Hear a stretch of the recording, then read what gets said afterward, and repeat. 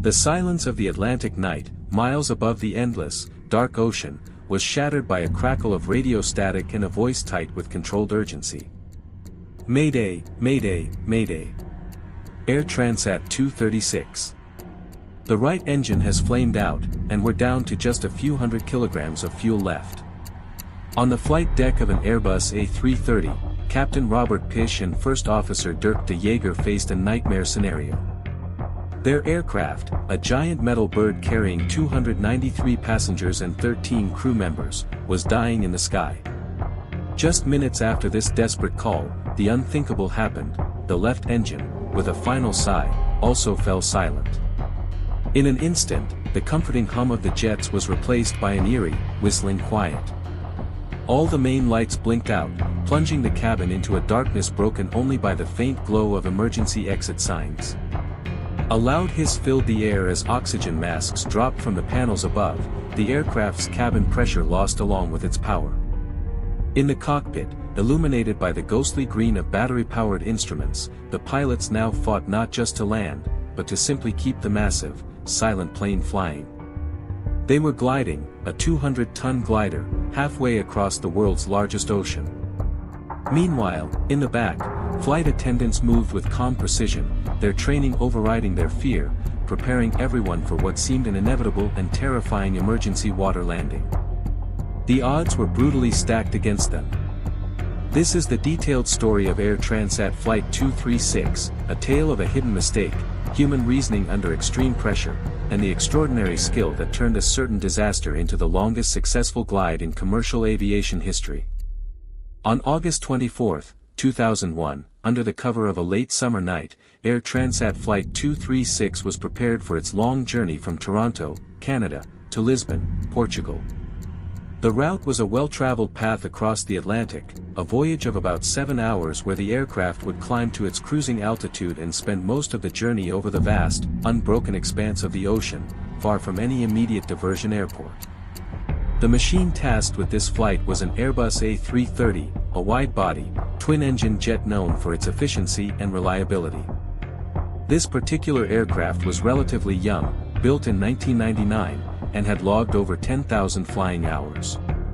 It was loaded with a substantial amount of fuel for the trip, approximately 46.9 tons. This was a full 5 tons more than the legal minimum required for the flight, a comfortable buffer that should have accounted for any unexpected holds or diversions. In the cockpit sat 2 experienced pilots. The man in command was 48-year-old Captain Robert Pish, a veteran with an astonishing 17,000 hours of flight experience, nearly 800 of which were on this type of Airbus.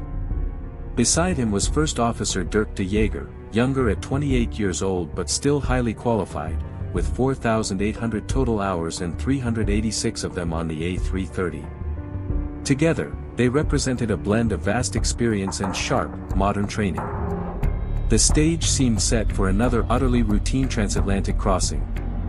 However, unseen to the pilots and passengers, the seeds of the crisis had been planted 4 days earlier during a routine maintenance check. Technicians had discovered fine metal chips in the aircraft's oil filter, a telltale sign of internal engine wear. Unable to pinpoint the exact source of the contamination, the decision was made to replace the entire right-hand engine. A serviceable engine was loaned from Rolls-Royce and brought to the hangar. Here, a critical complication arose. The engine being removed was of a newer, updated configuration, while the loaned replacement was of an older, pre-modification design. This mismatch became a problem when a technician tried to fit a specific hydraulic pump from the old engine onto the new one. It wouldn't fit, because a fuel line on the new engine was in the way. Faced with this puzzle and unable to immediately access the detailed service bulletins that might have provided a solution, the lead technician sought advice from the maintenance engineering team. Their recommendation was to use only the rear fuel tube from the original, removed engine. Following this guidance, the team carefully installed the older fuel tube onto the loaned engine. To their eye, there now appeared to be sufficient clearance between this fuel tube and the nearby hydraulic line. The work was inspected, the engine was started and tested on the ground, and it performed perfectly. With all checks complete, the aircraft was signed off as airworthy and returned to service. No one could see the invisible flaw. In the tight space of the engine housing, under the pressures and vibrations of flight, the hydraulic line and the fuel line were destined to become intimate enemies. The flight began without incident. Just before 1 in the morning, the Airbus roared down the runway at Toronto Pearson Airport and lifted into the night sky, turning eastward toward the Atlantic. It climbed smoothly to its assigned cruising altitude of 39,000 feet. For the first several hours, the journey was perfectly normal, a calm, dark passage over the ocean, with most passengers asleep or resting. Then, deep into the flight and hundreds of miles from any land, the first subtle anomaly appeared. While monitoring the engine displays, the pilots noticed something odd about the readings for the right-hand engine. The oil pressure was higher than normal, but curiously, the oil temperature was dropping, and the oil quantity was decreasing. This combination was confusing and contradictory. In normal operation, engine oil gets hotter during a flight, not colder. Puzzled, Captain Pish and First Officer de Jager scoured their manuals, searching for an explanation for this strange pattern of instrument readings. They found nothing that matched their situation. They contacted their maintenance control center on the ground via satellite communication, describing the symptoms. The experts on the ground were also stumped. The data was unusual and didn't point to a clear fault. What neither the pilots nor the ground engineers could know was that these bizarre oil readings were a secondary symptom, a ghost on the instruments, caused by a catastrophic primary failure happening just inches away. The real problem was a massive, undetected fuel leak. The incorrect installation of the fuel line days before was now having its dire consequence. In the engine's compact core, the hydraulic line and the fuel line, having been placed too close together, were rubbing against each other with every vibration of the aircraft. Over the hours of the flight, this relentless friction had worn a hole straight through the fuel line. Jet fuel was now pouring out of this rupture at a catastrophic rate. Investigators would later calculate the aircraft was losing between 12 and 15 tons of fuel every hour, a staggering amount compared to the normal combined consumption rate of both engines, which was about 5.2 tons per hour. Yet, paradoxically, the engine itself continued to run perfectly, burning the fuel that was still reaching it, which masked the leak from the pilot's immediate senses. The aircraft's sophisticated fuel system then played an unwitting role in hiding the scale of the problem. The Airbus A330 has multiple fuel tanks, 2 in each wing, a center tank, and a trim tank in the tail. The trim tank's job is to manage the aircraft's balance by transferring fuel forward as the wing tanks empty, usually only in the final stages of a flight before landing. However, on this flight, due to the rapid and unexpected draining of the wing tanks from the leak, the automated system triggered the trim tank to transfer all its fuel forward much earlier than normal. While this was noted on a cockpit display, it did not register as a major alarm to the pilots, who were still preoccupied with the confusing oil indications. The situation escalated when a new warning flashed onto the ECAM, the central computer screen that alerts pilots to issues. It was an advisory message: fuel imbalance. It showed that the fuel in the left wing tanks was now significantly greater than the fuel in the right wing tanks. This made sense to the pilots, given they had been focusing on a problem with the right engine. Their training for a fuel imbalance was straightforward. To rebalance the wings, you would typically open a cross-feed valve and use the fuel pumps on the heavier side to feed both engines, equalizing the quantities. Relying on memory from simulator sessions, and without consulting the detailed Quick Reference Handbook, QRH, for abnormal procedures, Captain Pish took this action. He opened the cross-feed valve and turned off the fuel pumps on the right wing. It was a logical move, but it was tragically wrong. By doing this, he unknowingly started feeding the only remaining large source of fuel, the left wing tanks, directly into the ruptured right side fuel system. The action intended to solve a balance problem instead accelerated the disaster, funneling fuel directly overboard through the leak. Had they opened the QRH, the very first instruction for the fuel imbalance checklist warned pilots not to proceed if a fuel leak was suspected, a warning they missed because a leak was not yet in their minds. Within just 10 minutes of this action, the pilots watched in disbelief as their total fuel quantity reading began to plummet at an alarming rate. The reality of their predicament crashed down upon them. They were not going to make it to Lisbon. The focus in the cockpit shifted instantly from troubleshooting to survival. They needed to land, and soon. Scanning their navigation charts for options in the middle of the Atlantic, they identified Lodge's airfield on the island of Terceira in the Azores archipelago as their best and only viable diversion point. As they began coordinating with air traffic control for the diversion, a flight attendant entered the cockpit to discuss a passenger matter. The pilots explained they were diverting to the Azores due to a technical issue and asked if she could physically look out at the wings to check for anything unusual, like visible damage or, though unstated, streaming fuel. She returned to the dimmed cabin, used a flashlight, and peered out the windows at the dark wings. She saw nothing out of the ordinary. Spotting a clear, colorless jet fuel leak at night, against a black sky and a dark wing, was nearly impossible. This negative report, combined with the earlier confusing oil data and the lack of any blaring, fuel leak warning from the computers, solidified a dangerous assumption in the cockpit: this must be a computer error, a faulty sensor giving them false fuel readings. They considered initiating the formal fuel leak procedure but rejected it. That procedure would have required an immediate descent to a lower, more fuel-efficient altitude. Captain Pish reasoned that if it was just a computer fault, descending would waste time and fuel needlessly. He decided to stay high and continue toward Lodges. Investigators later concluded that had they executed any fuel leak procedure at that moment, they would have landed with plenty of fuel remaining. This decision was influenced by a powerful cognitive trap known as framing bias.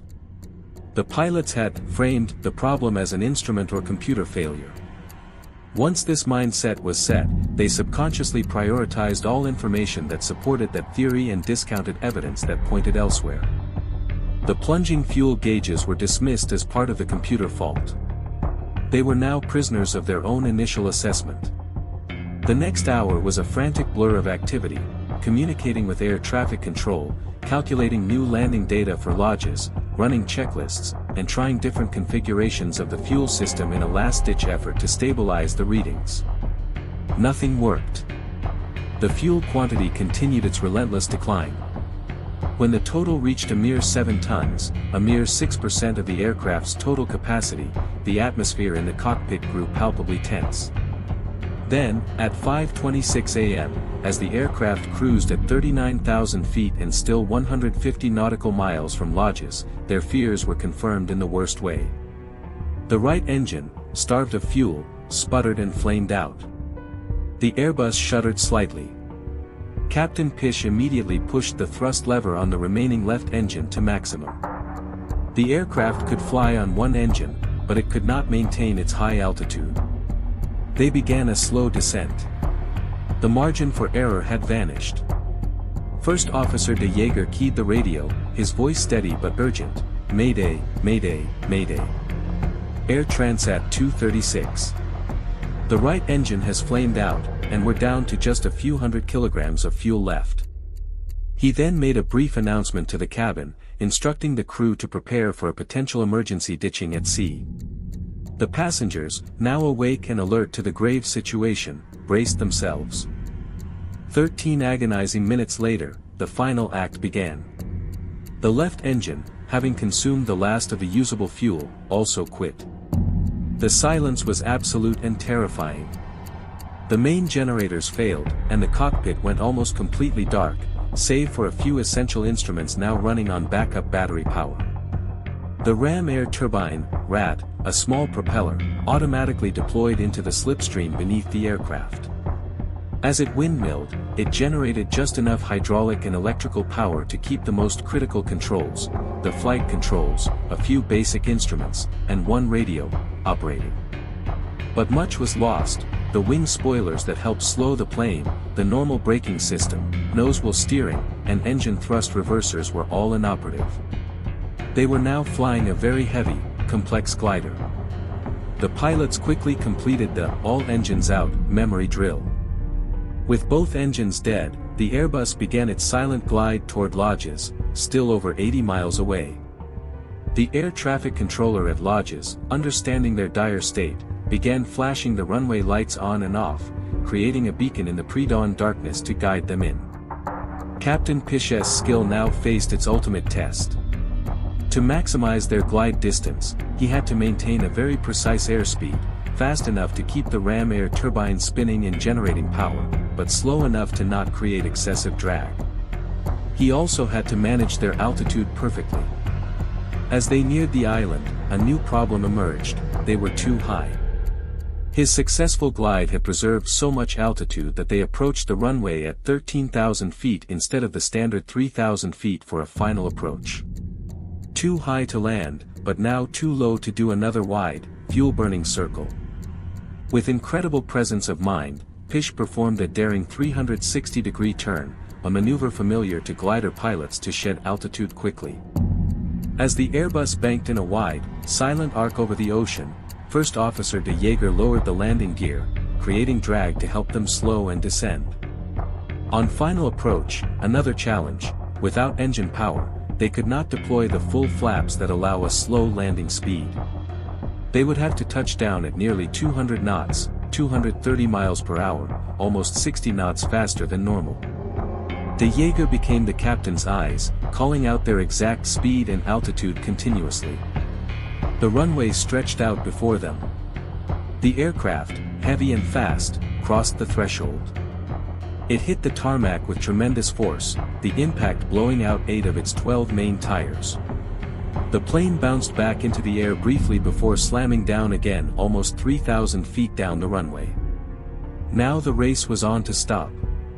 With no spoilers, no thrust reversers, and only partial, pulsing brakes due to the failing hydraulic system, the runway seemed to rush at them. The anti-skid system was barely functional, causing the wheels to lock and smoke. Captain Pish stood on the brakes with all his strength, fighting to control the careening aircraft. It finally shuddered to a stop just 600 feet from the runway's end, on the very edge of the ocean. Fires ignited in the damaged left wheel brakes. Immediately, the captain gave the order to evacuate. The cabin crew, who had rehearsed this moment countless times in training, executed it flawlessly. Within 90 seconds, all 306 people on board were out and safely on the ground, as fire crews rushed to douse the flames. Against all odds, every single person on Air Transat Flight 236 had survived.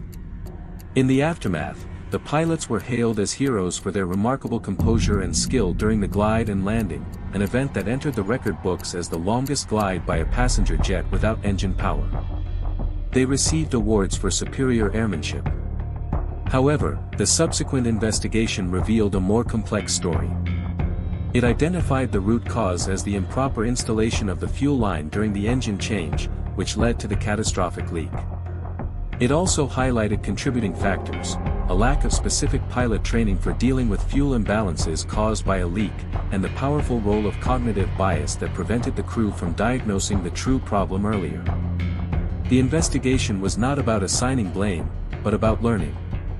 As a result, aviation safety underwent significant changes. Airbus modified the aircraft's flight computer software to add explicit warnings for a major fuel loss, helping future crews distinguish between an imbalance and a leak. Airlines worldwide enhanced their training, placing greater emphasis on diagnosing fuel leaks and rigorously following checklists to combat the natural human tendency toward confirmation bias. The story of Flight 236 is therefore a profound lesson written in the sky. It teaches us that technology, while magnificent, is fallible, and that human expertise, while powerful, can be blinded by its own assumptions. It underscores the non-negotiable importance of meticulous maintenance, the life-saving value of comprehensive, scenario-based training, and the critical need for procedures that protect against our own mental shortcuts. It is a reminder that in our complex world, safety is a fragile chain, and vigilance at every single link, from the technician in the hangar to the pilot in the storm, is what ultimately guides us home.